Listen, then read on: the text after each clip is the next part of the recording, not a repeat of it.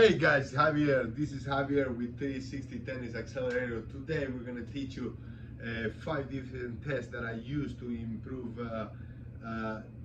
tennis players in their movement, their swing, and to prevent injuries and be able to make sure that these guys are strong and healthy. Okay, test number 1 is for the core. These tests are reflexive, what it means that your player doesn't need to know everything about the test. I need to see if this is going to work independent of what he knows. So first test number 1, we're gonna do a sit-up. Okay, in a sit-up, the only cue that the guy can have is this: listen, I need you to do a sit-up. You can help yourself with your hand. It's okay to use your hands. The whole idea when we do a sit-up is to keep your stomach tight and in.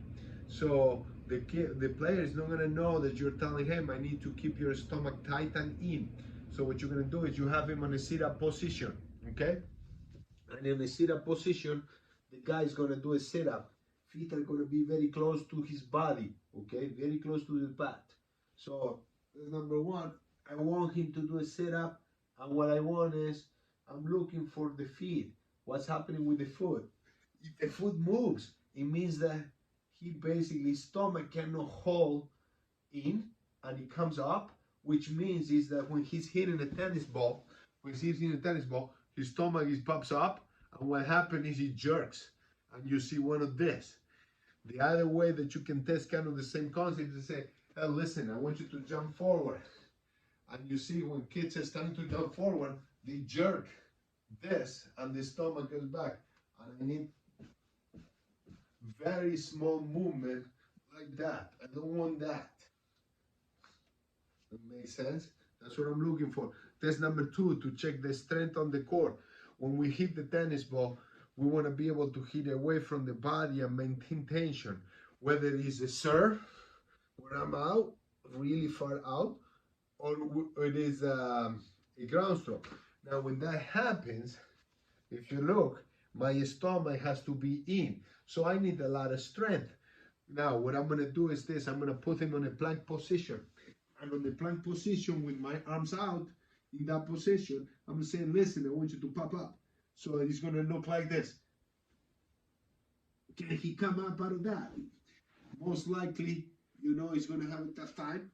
But this is important because if I want to train his core rotation explosive-wise, and the stomach comes up, he's not going to be able to create force, and I'm not going to go close to his body. Test number 3, for rotation.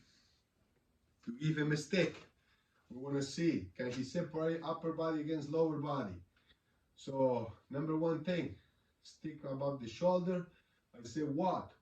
Again, the only thing you're going to say is, I need you to move your torso side to side, or rotate your torso as you walk.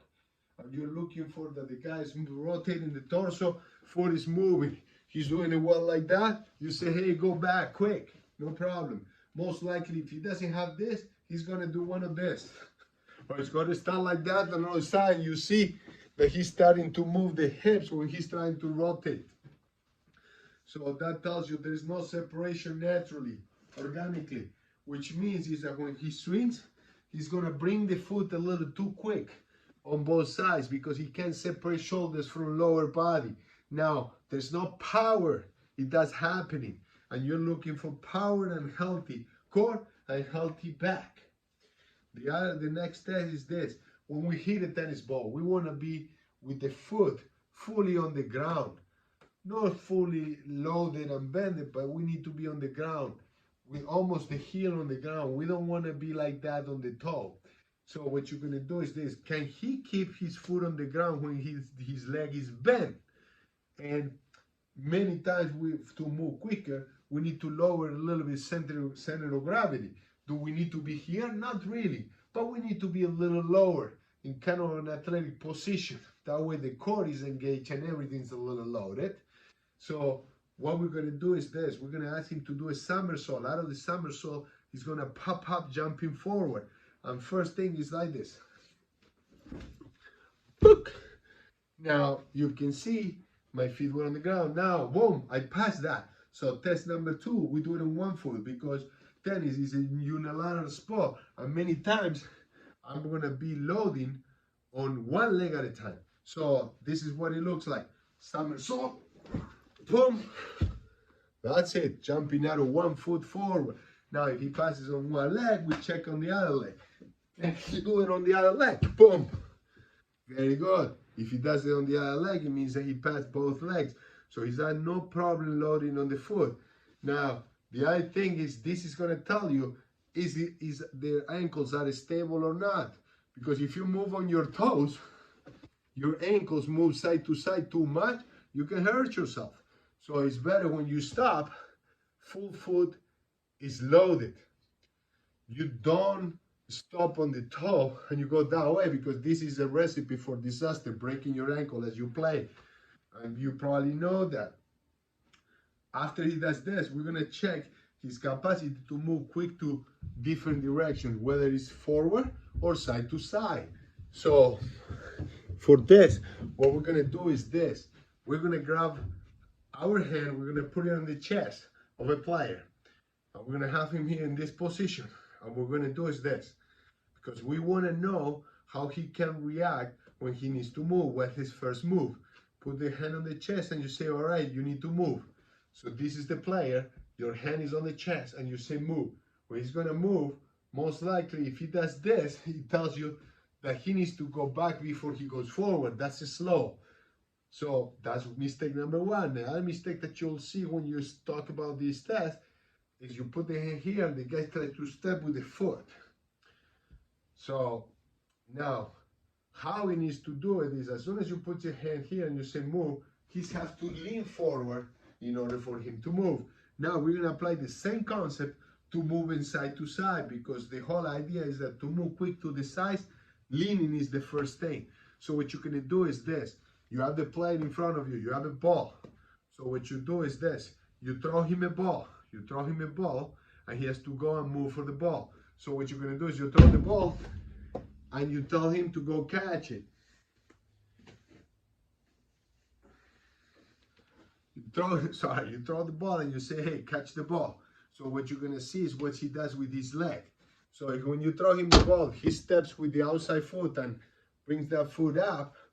It tells you that he's not leaning. So what you're looking for is that basically the back foot comes forward, this one goes in, and it looks like that. If I go to the other side, that's how we're gonna move, basically. So I'm not looking for this. Most of the plays you can see, you're about to throw them a ball and they're gonna go like this, and they jump up. When you jump up, you don't move in the air, you move when you're on the ground. So with all these 5 tests, it's going to give you a very, very good idea of your player capacity to move, the strength of his core, the coordination between lower body and upper body, and the health of his back. Because a player that doesn't separate, a player that doesn't hold his stomach in when he's swinging, is not a healthy player. He might not have fully pain right now if he's a 12, 13, 14-year-old kid, but if he gets older, he's going to have problems in the lower back, because it means that the core is not working the way that it's supposed to work. Now, in terms of movement, it's going to be a guy that is slow, because if you're jumping and lifting your legs up before you're moving, you're muscling. When you have a player that is muscling when he's moving, he's going to tell you after one point, his hips here are super tight, because he's not using gravity to move, he's pushing down and he's moving heavy. Does it make sense? So I hope it helps, and let me know if you have any question. www.360tennisaccelerator.com. Thank you very much.